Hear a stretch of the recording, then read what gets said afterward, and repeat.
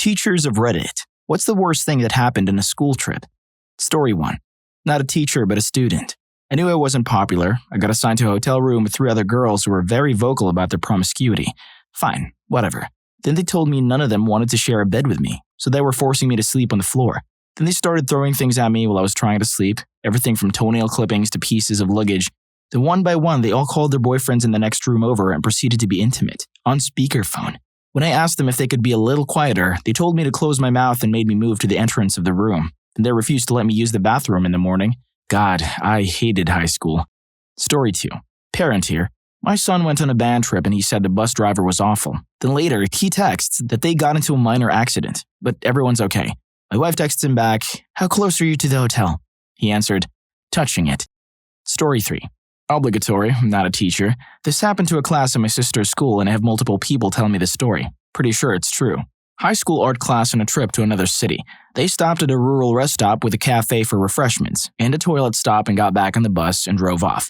A dozen kilometers up the road, the bus driver saw a biker on a chopper trying to flag him down. Visible face tattoos, a sleeveless leather jacket with patch, and dreadlocks whipping in the breeze. The bus driver didn't want to stop, but the biker pulls in front of him and slows to a stop, so the driver had no choice but to do the same. Driver and teacher watched as the biker helped the female student left at the cafe from the back of the bike, retrieved his helmet from her, and sped off. I know who the teacher was, and she obviously managed to keep her job somehow. Story 4.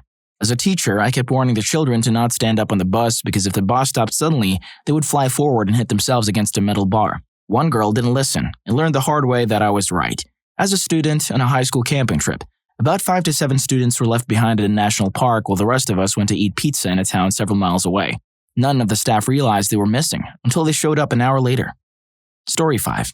Sorry, I'm not the teacher, but I'm a student and know a few that's happened to me.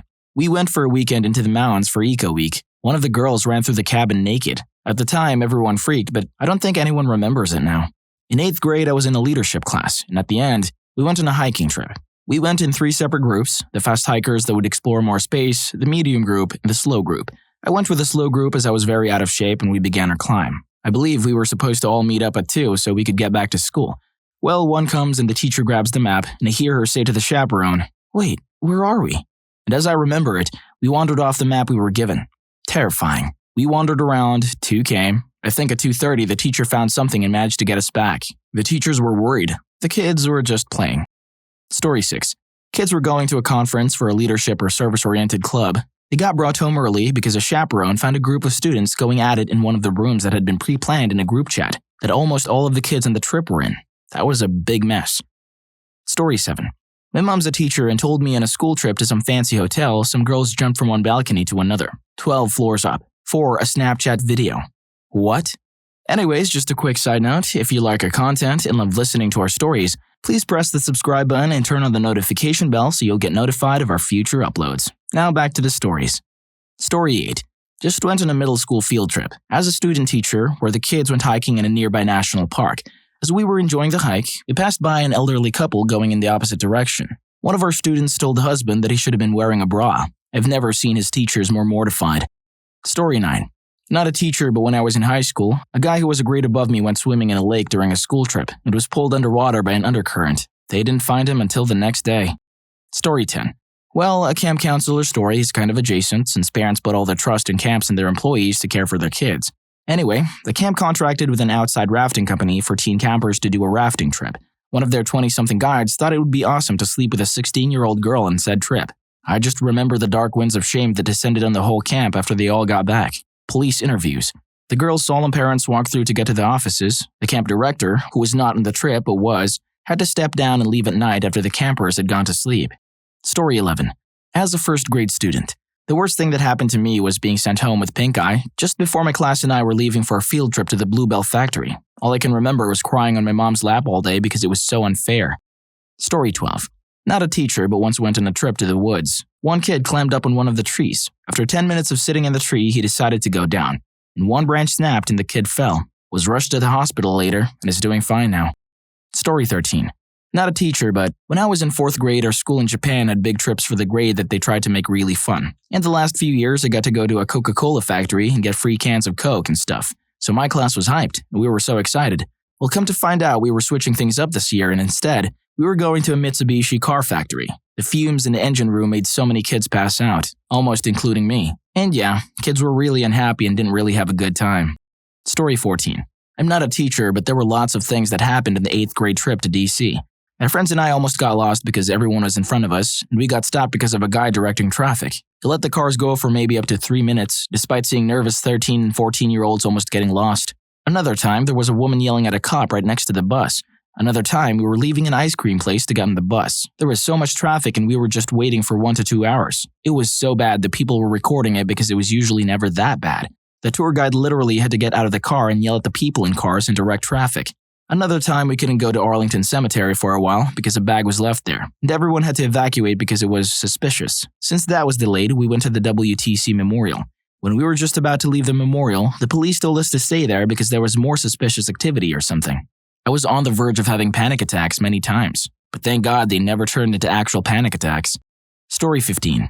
I'm not a teacher, but I went on this one. It was a geography excursion to a reservoir where we learned about how it all worked, and the impacts of it on the surrounding mountains and pond life. Everyone was extremely disrespectful and uninterested in what the guides were talking about. But the worst part was that the popular group vandalized a memorial to the 100 or so people who lost their lives in a bushfire there. Story 16. When I was in 5th grade, my class took a field trip to Washington, D.C. It was my first ever overnight school trip and a huge deal because we weren't in a wealthy area. It was basically a long weekend whirlwind tour of museums and such. To save money, we stayed in churches to sleep. There was one church that had a large activity room, so we all slept there on the second night. Boys on one side, girls on the other, chaperones in the middle. An entire wall was windows without any coverings. At about 1 in the morning, some girl starts screaming. We all wake up to see this guy standing in front of the window staring at us. He ran off and the chaperones moved us to interior rooms and called the cops. Story 17. Our bus driver stopped on train tracks as a train was coming. Our bus, full of first graders, was approaching train tracks as the lights flashed and the gate started to lower. Our driver decided not to stop at the tracks, like any bus should by law, and thought maybe she could beat the lowering arms. She realized she couldn't and braked on the track, the first of two. The gate arm slammed onto our bus, and a man stopped at a red light and got out of his car to lift it off my side of the bus. I panicked from the front seat as the incoming train whistled, and the parent chaperones and I screamed at her to move back. She kept saying, "I can't go in reverse." She had no panic in her voice at all. Thankfully, the train came on the second track. I can't remember if she actually backed up or not. I was absolutely traumatized and spent the beginning of the trip on the phone with transportation. They sent us another driver for the way home, and our original driver sat awkwardly in the front seat. We take the same trip every year, and every year I cringe when we cross the tracks. Story 18. Former assistant teacher here. We were on a 6th grade field trip to the Franklin Institute in Philadelphia. Cool place. So, at the time, one of the attractions was a sort of centripetal force machine that you can sit in and get swung around. Poor explanation, but imagine the Gravitron only smaller and faster with seats and no walls. I googled it, but I can't find the ride. Guessing it was swapped out for something else. Well, one clueless kid thought it'd be funny to show off and see what happens when you undo your seatbelt while riding. Naturally, he got flung out of the machine at roughly half the speed of sound. There was a whole investigation, and the teacher in charge of that kid's group had to actually defend himself from accusations that he could have somehow stopped that level of stupidity. Sadly, I didn't witness it, but did hear the impact from one room over. Pretty interesting day. Your Honor, I could have stopped him, but then you'd be trying me for breaking the laws of physics. Story 19. In middle school, I broke my right arm before they got a bunch of clowns in for some event where they taught kids how to do clown stuff, like spin plates and walk the tightrope. I'm almost 30 now and still annoyed I never got to do that. Story 20. Asked my students to be respectful of other pedestrians while on the trip, because some people want to enjoy the nature center by themselves. One kid saw a woman with her service dog and tried to pull on it because Mommy would let me have it. We had to leave because of that, and he ruined the entire trip for everyone. Story 21. Not a teacher, but I witnessed the worst thing kids could do during a school trip. My classmates and I were chill people. We didn't cause that much trouble. Nobody got hurt, and teachers actually loved taking our class out for trips. During one trip, we were not the only students in the hotel. There was another group of younger students from a different city. We didn't even try to socialize with them because they were too loud and obnoxious. During the first night, they literally destroyed the hotel. They broke a few doors and windows, setting all the alarms off, went into an authorized personnel-only area of the hotel, setting an even louder alarm off. The morning after, we saw their teachers in the hall and they were trying to blame our class for all the damage. That was around 30,000 pounds if I remember correctly. But the security cameras proved that we were innocent. They were kicked out of the hotel immediately after that, and I still have no idea why nobody called the police since there was a lot of footage showing 14-year-old kids causing havoc in the hallways. Story 22. Group trip to take a tour of a college campus. We had a young man jump out of a bus window while it was going down the highway. His long-term girlfriend had broken up with him a few days before, and he later explained that he didn't see the point of going on the college visit anymore because he didn't want to go to the same college as her, or even apply to the same ones, denied up and down that it was an attempt to take his life. His friends circled the wagons and supported his story, and the story and rumors went down quickly. He got some gnarly road rash but avoided being hit by any cars. I always got the impression that it was, in fact, an attempt. If he didn't want to go on the tour, why go at all? Why board the bus? He could have stayed at school. This was several years ago. He's fine. Story 23. Not a teacher, but in 4th grade, a turkey flew through the windshield of the bus. We were driving through the middle of nowhere on our way to a farm or something. Don't remember what it was supposed to be because we just ended up going back to the school. I think the driver was mostly okay, but still needed to get checked out. I don't think any of us kids were hurt at all. Maybe we were too short at the age for the glass to make its way over the seats. But yeah, a teacher kicked the bird off the bus, did a quick head count, fluttered over the bus driver, and then we just lined up against a wooden fence at the edge of someone's property while waiting for another bus to come to get us. Lots of crazy stuff went down in my school throughout my entire 12 years, but I think this is the only thing that happened in a trip. Oh, besides a couple of guys at a Rangers game at the end of the year in 7th grade. They started the next school year in what's basically a pre-juvie kind of setting. That was wild. Mostly because I didn't expect these particular guys to do that sort of thing, especially at that age. Story 24. I wasn't a teacher, but I was a junior counselor at a summer day camp, which basically meant I was still a kid myself with the upper age limit for the camp, 13. And I attended for free in exchange for helping the real counselors with the younger kids. Mostly we did nothing and had no real authority. But when it came time for the big summer trip to an amusement park, suddenly me and another junior counselor were saddled with watching a group of 8 kids for the day with no adults. Everything went better than expected until the end of the day when we were trying to corral our group to leave. They didn't want to go, so they jumped in line for this sightseeing ride and got on before we could stop them. It was basically a slow-rotating observation room that went up a tall tower, stopped for a while, then came back down. It got stuck halfway back down, while we were frantically trying to find a real adult to let them know what happened. This was before cell phones were common, so I waited at the ride while my co-junior counselor went to find someone from our group. It kept us from leaving for an additional half hour to an hour while they got it unstuck. The counselor got in trouble for letting 2 13-year-olds escort a group alone, and I stopped going to the camp a week later because the other counselors started bullying me in retaliation. Story 25. Obligatory, not a teacher. Years ago, my brother went on an exchange program to Germany. It was just for 2 weeks. He stayed with a family over there. Well, their daughter stayed with us. They swapped bedrooms and classes at school and whatnot. Anyways, it was only the 2nd or 3rd day over there. My little brother and all the other Canadian kids were on a short day trip to Cologne. Immediately after getting off the bus, one of the kids went, "Hey guys, look at this." He made the salute you should never do, held his finger over his upper lip, and started marching in circles. My brother said their German teacher immediately yanked him aside, and he was sent back on the bus back to the high school while the rest continued with their field trip in Cologne. For those of you who don't know, it's considered a huge faux pas to make any sort of joke about that topic over there, even punishable by being charged a fine in some areas. Apparently, the kid mouthed off the teacher when confronted about his behavior later instead of apologizing. He complained about being yanked by the arm back on the bus too roughly, and wouldn't admit he made any mistake or did anything wrong. He was sent back home. His parents were not refunded for the trip. My brother says his German exchange partner ended up moving to one of our teachers' homes for the rest of the exchange program as part of his punishment. He wasn't allowed to take any part in the exchange. He wasn't even allowed to host a German student at his house after that. Story 26. I'm a student, but on our school trip, 2 teachers had an affair. People found out 2 years later and they're still going strong. Another teacher mysteriously birthed a child 9 months after another school trip with my sister's class. The father was another teacher that was on the trip as well. I live in a small town and rumors travel fast. Story 27. Obligatory, not a teacher. When my econ class went to NYC for a field trip, one of my classmates tried to buy something off a guy in an alleyway. Turned out to be an undercover cop. We were in the honors class. He was a cool kid. I was walking to school in freezing weather one day and he offered me a ride. Don't remember what happened to him after that. I know he didn't graduate with us that year. Story 28. Had an apple orchard with the young preschoolers. One kid, who was always an issue in some way or another, pooped his pants, fully, and didn't say anything.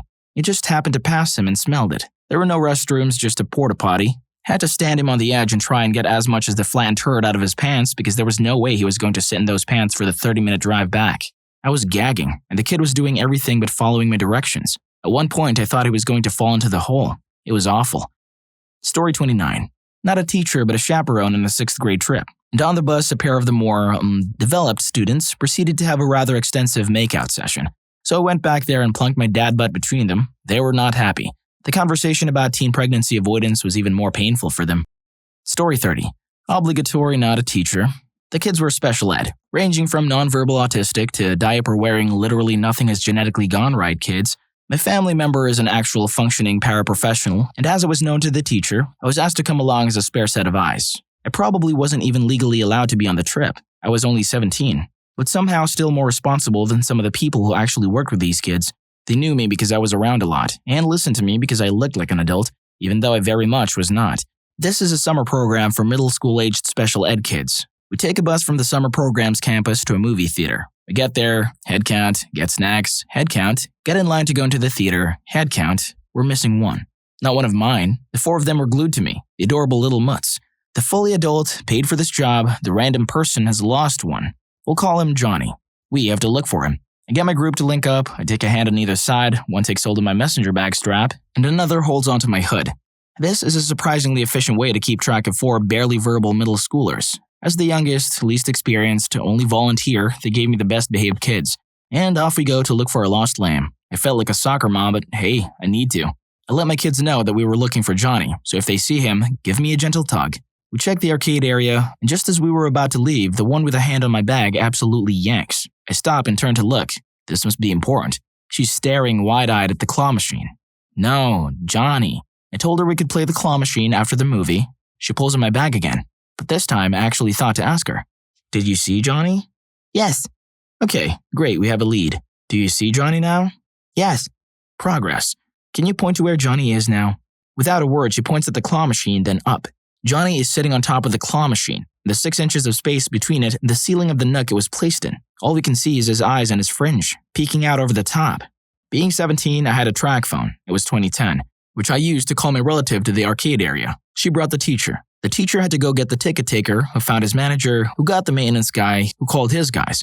It took a team of 3 guys to pull the machine out of the nook, enough for the teacher to get on a stepladder and yank this kid, kicking and screaming, off the top of the machine because he wouldn't come down. We did eventually get in to see the movie, but I don't remember what it was because I spent the entire time holding the seat down for one of my kids, who was so small and light that the seat kept folding up with him in it. And the girl who found Johnny, she tugged again after we found Johnny and got him down, just to point at him, currently being carried out of the theater by the teacher, and whisper, "Johnny's over there." I gave her an extra handful of gummy bears during the movie.